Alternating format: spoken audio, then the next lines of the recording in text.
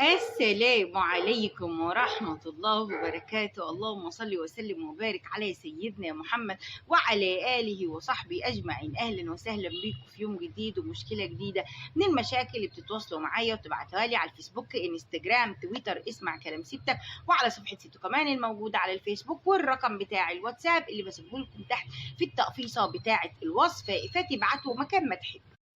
لما عملت فيديو من كام يوم على الناس اللي بتقول لي بلاش فيديوهات المشاكل وانت بتصدري طاقه سلبيه وانت مش عارفه ايه، قعدت متعمده يومين، مع ان بسم الله ما شاء الله ما فيش غير تعليق واحد بس هي لقيت لي لا بطلي فيديوهات المشاكل، لكن كل تعليقات الناس اللي انا بحبها يعني، وزي ما قلت لكم عارفاهم بالاسم، دعاء اللي زعلت مني يا دودو وانا اقدر يا دودو، ولا ففة قلبي انا اقدر.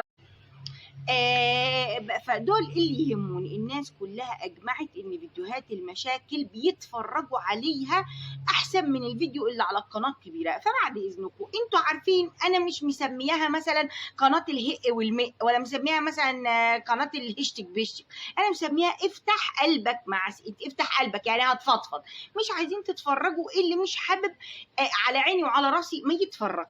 انا عملت تصويت، مش الاغلبيه دي اغلبيه باكتساح، يعني تقدروا تقولوا 100% ما عدا واحده. فكل الناس اجمعت ان انا اكمل في الفيديوهات دي، اللي مش عايز يتفرج على عيني وعلى راسي. نيجي بقى للمشكله اللي معانا النهارده. احنا كنا عرضنا مشكله البنت اللي مامتها بتحب المدرس بتاعها وبيتكلموا والكلام ده. البنت بعتت لي حاجات تانية تعقيبا على كلامكم واللي هي كانت عملته او ناويه تعمله، لكن خلينا نفصل بالمشاكل اللي جت مترتبه على المشكله دي. يعني انا بعرض لكم مشكله بيجي عليها مشاكل مترتبه، يعني حد يقول لي لا طب بصي انا حصل فيا ايه، بصي انا حصل فيا ايه. خلينا ناخد اللي معانا. السلام عليكم ورحمه الله وبركاته. ازي حضرتك يا ام عماد، عامله ايه؟ انا عايزه احكي لك حكايتي، يمكن كمان تحسي ان حكايتي اصعب بكتير من حكايه البنت اللي انت اتكلمتي عنها بتاعه المدرس. انا بقى خدت الصدمه الكبيره والطعنه الكبيره من جوزي.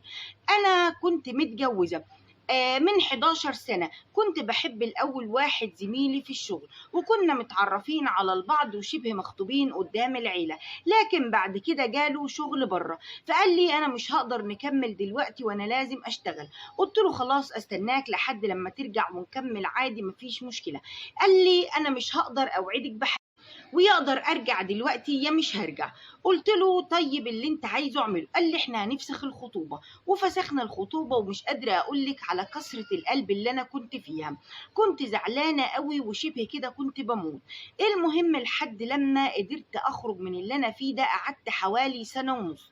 وبعد كده اتعرفت على اخو صاحبتي، كان يعرف ان انا كنت على علاقه مع يعني واحد قبل كده، وان احنا كنا شبه مخطوبين والاهل والطرفين كانوا عارفين.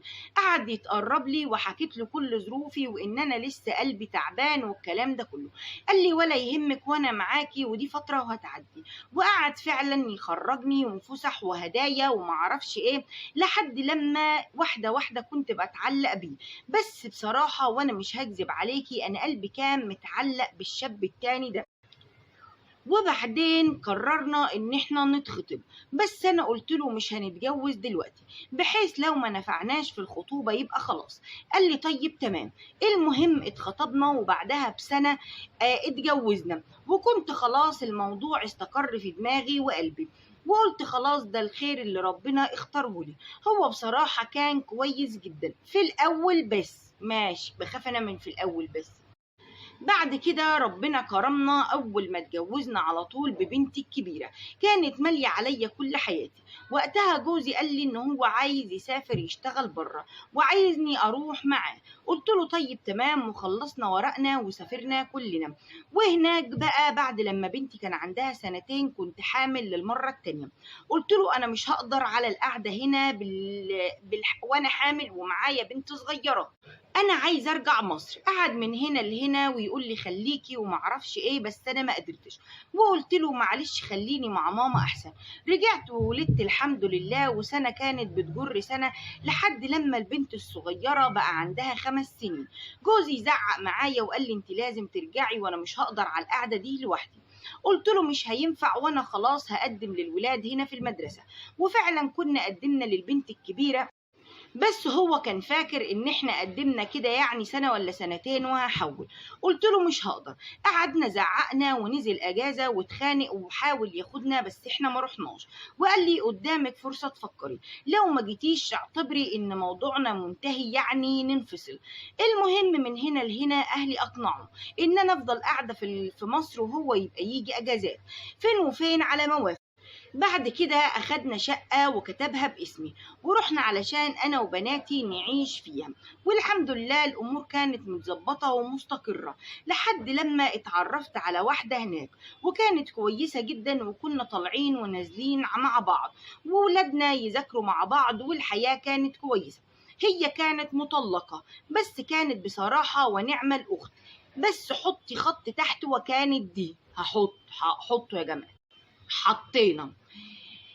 قعدنا على الحال ده حوالي سنتين، وبعد كده لقيتها كل لما اجي اكلم جوزي تكون قاعده، اجي اكلمه في الكاميرا تكون قاعده وتتعمد تعلي صوتها وتتكلم. وبعد كده لحد واحده لما كان يتعرف عليها وبقوا صحاب، ولما اجي اكلمه تدخل في المكالمه ويقعدوا يهزروا. بعد كده لقيتها شويه بتخف رجليها من عندي، اجي اطلع لها تتحجج، انادي عليها علشان تنزل تقعد معايا تقول لي اصل مش قادره، اصل مش عارفه ايه، لحد لما واحده قطعنا احنا الاتنين مع بعض ومحدش يعرف سبب. جوزي بقى يا ستو ما كانش في الوقت ده بينزل اجازه، لحد لما في مره لقيته نازل اجازه واستغربت جدا. نزل اجازه من غير ما يقول لي ولا اي حاجه. بعد لما نزل قال لي ان احنا نسافر يومين نغير جو انا وهو، وقلت له طيب تمام ماشي. وبعد لما جهزت نفسي وكل حاجة اتحجج وقال لي ده مش هينفع نسافر انا وانتي، انا جالي شغل في مكان يعني كده سفر تاني يعني ما علينا، ولازم عشان ما اقولش تفاصيل، ولازم اروح لوحدي اظبط الشغل ده. قلت له طيب وانا؟ قال لي هخلص الشغل وابعتلك نقضي يومين هناك، وكده كده المكان ده يا ستو مدينة ساحلية فأنا مش هبقى متضايق. قلت له طيب خلاص ماشي. في الوقت ده لاحظت إن جارتي كمان كانت مسافرة بصراحة، وما خبيش عليكي ما شكتش في أي حاجة وقلت يمكن عادي، لأني شفتهم محضرين الشنط والكلام ده كله، ومرات البواب قالت لي إن مدام فلانة سافرت. قلت يمكن عادي مفيش أي مشكلة، لحد لما لقيته بيكلمني فيديو وبيقول لي خلاص بقى كلها يومين وأنا راجع والكلام ده. سمعت صوت جنبه بس برضو ما شكتش، قلت يمكن تلفزيون ولا أي حاجة. وبعد كده رجع ومن غير لما يبعت لي إن أنا أروح له ولا أي حاجة. بعدها لقيتها هي كمان رجعت. أنا الأحداث دي ما ركبتهاش على بعض غير لما عرفت الحقيقة. ونسيت أقولك على حاجة، هو كان عارف علاقتنا ببعض وكان دايما بيكلمها لما يكون بيكلمني، ولا سأل ولا قال لي هي فين ولا الكلام ده، لحد لما رجع من السفر بعد كده قال لي صحيح هي فلانة فين، ده أنا نسيها. قلت له أصل أنا اتخانقت أنا وهي وما بنتكلمش. قال لي لا يا شيخة ما ينفعش وتعالي أصالحكوا على بعض. قلت له لا أنا مش عايزة أصالح. قال لي لا ما ينفعش والكلام ده كله. قلت له طيب خلاص. قال لي خلاص كلميها تيجي. قلت له لا طبعا انا مش هكلمها. قال لي طيب انا هطلع لها مش بناتها فوق؟ قلت له ايوه فوق. وفعلا قلت له بس هتطلع ازاي عيب والكلام ده كله. قال لي يا ستي احنا اخوات هنا كلنا مع بعض. المهم طلع لها ولقيته جايبها وقعدت تقول لي معلش اصل نفسيتي كانت معرفش ايه وانا تعبانه والكلام ده كله. وبعد كده طلب مني ان احنا نحضر غدا ونتغدى كلنا. قلت تمام، ودخلت المطبخ احضر الغدا وهي كانت بتجيلي شويه وتفضل قاعده بره شويه. لقيته بيقول ان احنا مسافرين علشان نقضي يومين وان الولاد هوديهم عند ماما. المهم قالت له والله رايحين فين؟ قال لها اصل انا كمان مسافره، وقالت على اسم المكان ان احنا رايحينه. لقيت جوزي بيقول لها سبحان الله ده احنا كمان رايحين نفس المكان، مع العلم هو ما قاليش للمرة التانية ان احنا مسافرين. لقيته بيقول لها خلاص تمام نطلع كلنا وناخد بقى الولاد معانا ومفيش مشكلة. انا استغربت جدا وقلت هو في ايه يعني، ايه يعني يقول لها تيجي معانا؟ بعد كده لقيته بيقول طيب خلاص، يبقى احنا كده مش هناخد بقى في الفندق وننزل في شقق. قالت برضو انا عايزة كده نبقى في شقق احسن من الفندق. لا مش فاهمة دي، ما فهمتش الكلمة دي يعني، ما علينا. فأنا استغربت جدا وقلت طيب تمام مفيش مشكلة، لحد لما سافرنا يا ستو أول يوم وتاني يوم، والدنيا كانت زي الفل، لحد ما كنت واقفة مع أولادي في المية. لقيت واحدة ست بتقرب مني وبتقولي اعملي نفسك إنك داخلة الحمام علشان عايزة أقولك على حاجة. المهم أنا اتوترت. قالت لي وما تقوليش قدام جوزك. فأنا اتوترت وقلت لها تمام، وفعلا رحت وراها وانا خايفه. قلت لها حضرتك في حاجه؟ وما جاش في دماغي اي حاجه.